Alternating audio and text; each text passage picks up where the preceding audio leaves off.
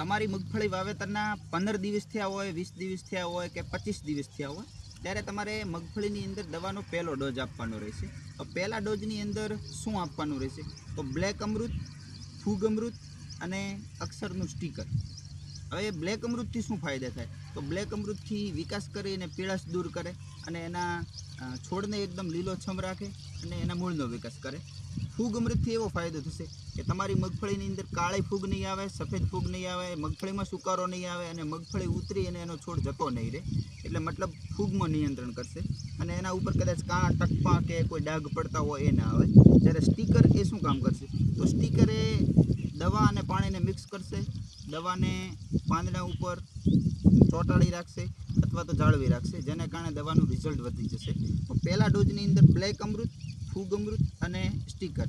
Black અમૃતનો ભાવ છે 450 રૂપિયા, ફૂગ અમૃતનો ભાવ છે 550 રૂપિયા અને સ્ટીકરનો ભાવ છે 120 રૂપિયા. લગભગ આના 15 થી 20 પંપ થઈ શકે.